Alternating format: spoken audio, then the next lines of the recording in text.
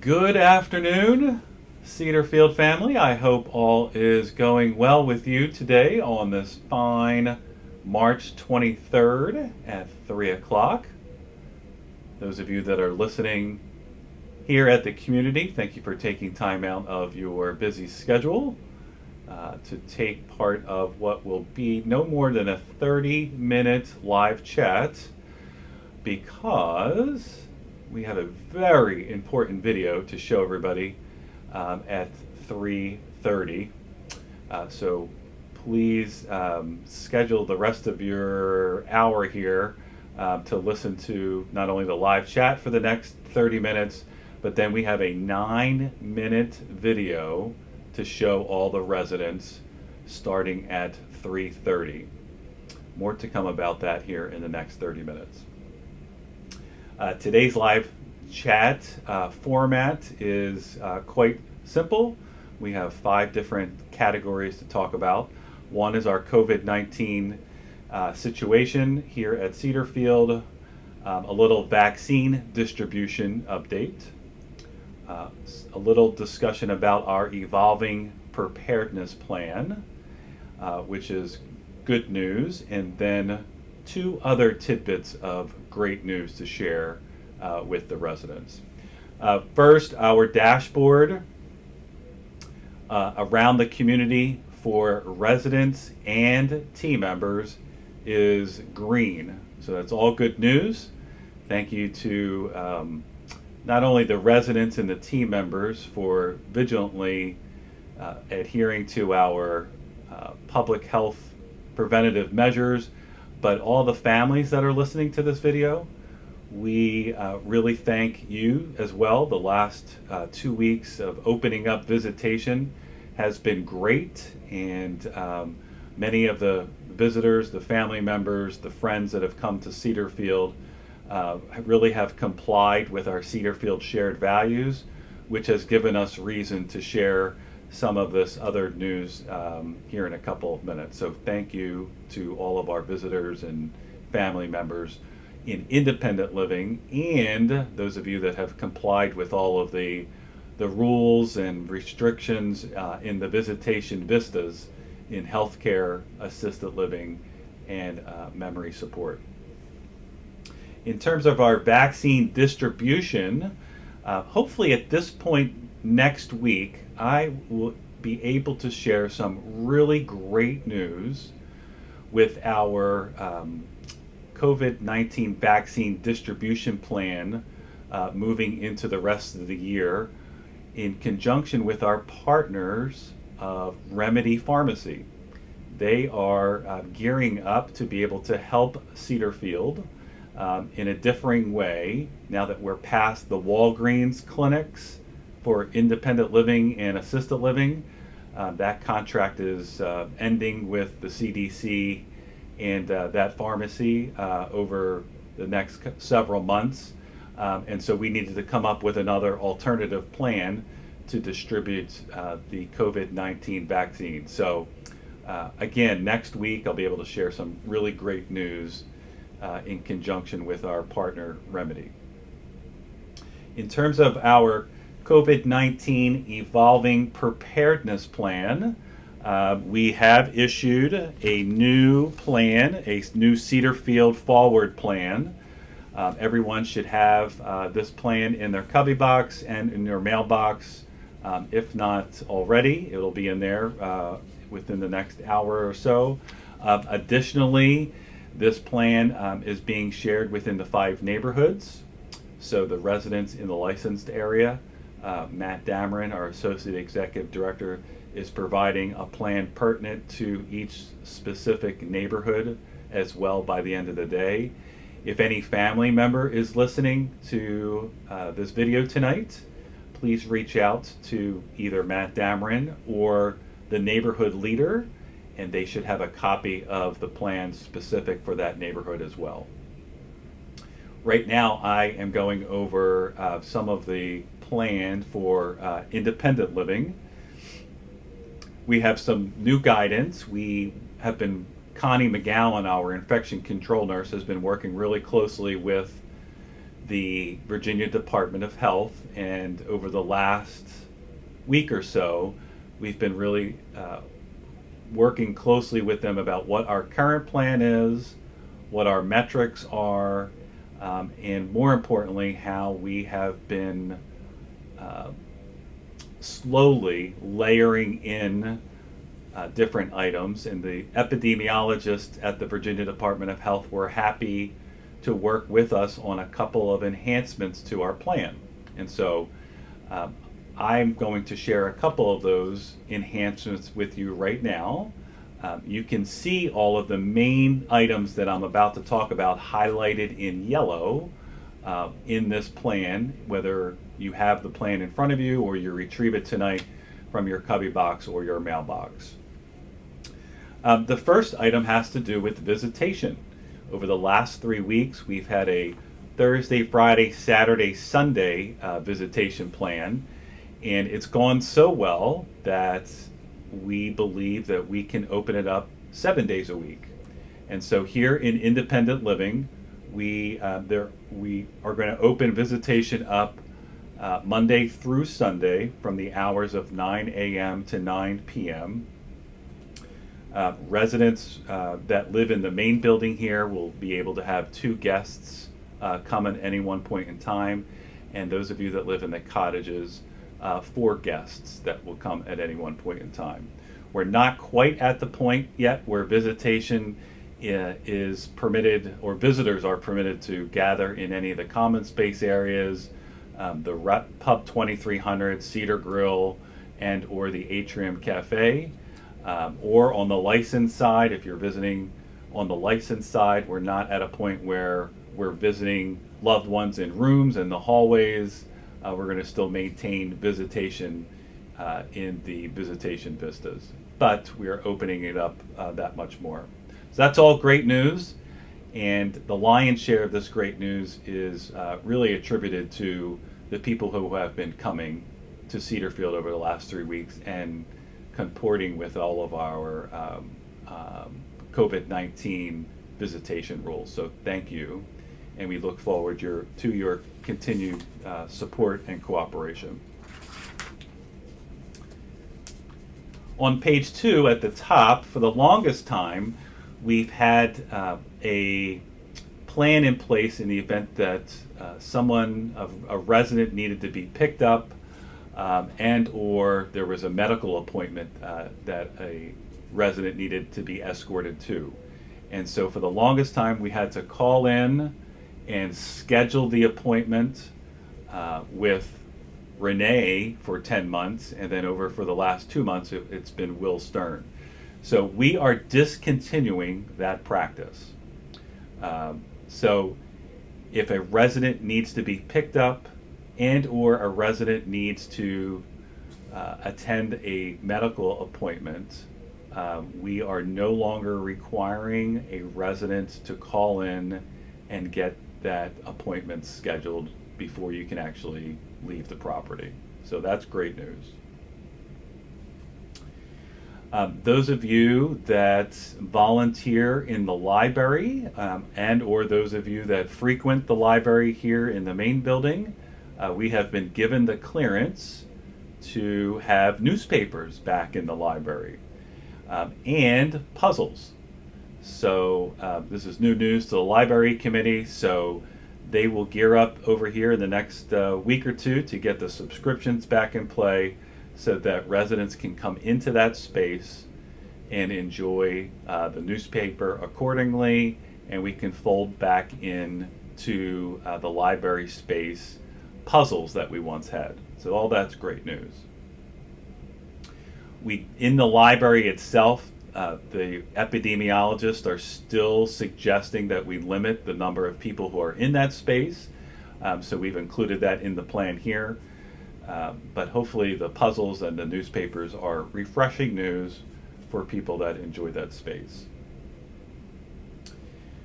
In terms of people who are leaving the community, there's a section in here on page 2 that talks about folks that are not vaccinated, individuals only who are traveling within the United States. There is some quarantining protocols that we still have to abide by if a team member and or a resident is not vaccinated. And so those guidelines are listed here on page 2. On page 3 of this plan, it talks about the gift shop. So for the longest time, over the last year, the gift shop was only open for what James Green refers to as curbside service. However, we're able to open up the gift shop that's adjacent to the Atrium Cafe now with 2 people in the store at a time. So that's just great news that we can frequent that retail space accordingly. 2 people at a time. That is refreshing news. On page 4, at the bottom, it talks a little bit about the social services department. And the first, we for the longest time had, when a resident, we had a protocol in place that when a resident transferred from independent living and or to healthcare, assisted living, or memory support, that resident had to quarantine for 14 days. And so the epidemiologists at this point are suggesting that we can lift up that protocol. So meaning many residents who may needed those levels of service but didn't want to be quarantined for 14 days in a licensed room otherwise would not really go along with the transfer itself. So we are no longer requiring a resident to experience a 14-day quarantine period once you've reached a new level of care. So that's great news. Dining services, they're going to come out with some more published information by Friday of this week, the 27th, that will outline a couple of items that the Virginia Department of Health and in concert with Cedar Field Management are leaning towards, which will talk a little bit more about seating arrangements in the Pub 2300, Prima, and the Cedar Grill. And so look forward to some more information, some more good news later on in the week about those dining services protocols. In terms of the Atrium Cafe, we do have 2 team members down there pretty consistently for lunch and dinner. And so the tables that are down in the Atrium Cafe, this is probably one of the most frequently asked questions about the Atrium Cafe. People can feel free to take their meal that they're ordering in the Atrium Cafe and utilize the hospitality side of that space and utilize the tables and chairs. And so please feel free to enjoy that beautiful space. If you are ordering food in the Atrium Cafe and you wish to use the Atrium Cafe itself to eat, just please let the attendant know that you're staying there and they won't bag up your meal. We will continue to use styrofoam type of plates and what have you to serve the meal, but you can feel free to utilize that space to enjoy your lunch or your dinner. And again, more detailed information will be coming out from the Dining Services Department here on Friday about other spaces. The Wellness and Leisure Department, masks must be worn except exercise classes. So we are not requiring residents to wear masks while they are in the exercise room and in the pool room or in the pool. So that's also good news. Further good news is, let me get to this back page.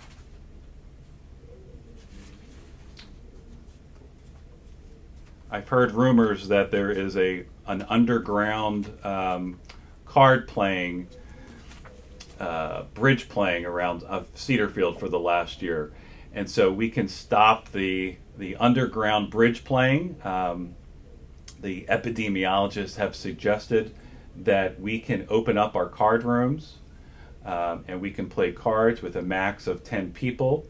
All must continue to wear masks. We're not able to lift the mask restriction yet. But where we used to play bridge, back by the Parkview entrance and a couple of the card rooms themselves, those rooms will be open. The tighter rooms, you're going to see signs here in the next day or two where there's only 4 people limited to that space. But back by the Parkview entrance, we're able to play bridge in groups of a max of 10 people. So all that's good news. And then the one other piece of good news is that the Cedar Chest is able to come back online. And so we're going to start working with those volunteers, and over the next several weeks, talk about the timing of when we want to open back up the Cedar Chest. So hopefully that is all good, refreshing news for folks. I know it was refreshing news for me, working with our COVID-19 preparedness plan team and the epidemiologists. Again, we're trying to layer things back in, listening to what the CDC is saying, or the Virginia Department of Health and the epidemiologists. There are 2 other entities that we look to for guidance, that being CMS, which is Medicare, and the Department of Social Services, which regulates assisted living. And so between those 4 entities, we are looking for continuity between those 4 agencies as we are looking to layer things back in piece by piece. We know that you have friends at other communities where they might be a little bit more liberal with their planning, and that is their prerogative to do that. At Cedar Field, we're going to keep layering things back in step by step to keep residents safe, to keep team members safe, and now to keep many visitors safe who are coming to the Cedar Field community. So look forward to reading this plan at your leisure over the next day or two. If anybody has any questions about the plan, please feel free to call down to the administration suite, or please contact any one of the directors of the departments. We've all met a couple times this week to review this specific plan, and we can answer any and all of your questions just as soon as we can. This is the next layer. The next layer to this plan is dining services on Friday, and then after that we'll probably come out with another layer of this plan in the next 2 or 3 weeks. So hopefully this is good, refreshing news for everyone. I know it is for me. Please still be vigilant with with mask wearing and good infection control. And we'll go from there.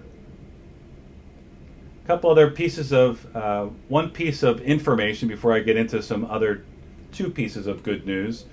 One, those of you that live on the lane, looks like the cul-de-sac paving went very well today.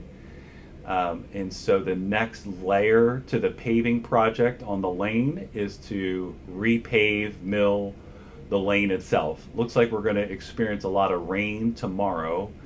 So I will get back to the residents that live in the cottages on the lane at some point later today or early tomorrow to let you know when we're going to proceed with repaving the lane. And it will be probably this week, but I'll give you a specific day. Thank you to all the residents who had a car parked outside of the Parkview entrance. We really appreciate your help on Sunday night. Moving all of your cars to the west side of the property to enable A1 Asphalt to really hit the ground running here on Monday morning. They did a great job, and they are really a great company to work with. The next piece beyond the lane, which we're gearing up for with this particular company, since they're doing so well, we're just going to keep the machines rolling, and we're going to work out the rest of the assisted living parking lot over by the awning, the red awning. There's some pieces still in and around the household building that we have to complete. The admin parking lot, the circle in the front of the main building, and then certainly Cedarfield Parkway. So we're going to try to get all that done here in the next month or so as well. We have signed an additional agreement for A1 Asphalt to handle the rest of the property. So they're really great to work with, and the pieces that they really have done already, it's great quality, and it really refreshes the outside of the building. Two more pieces of good news. One, many of you probably have seen it in the Richmond Times Dispatch on Sunday, March 22nd. The Richmond Times Dispatch announced again their top 80 workplaces in the Richmond area.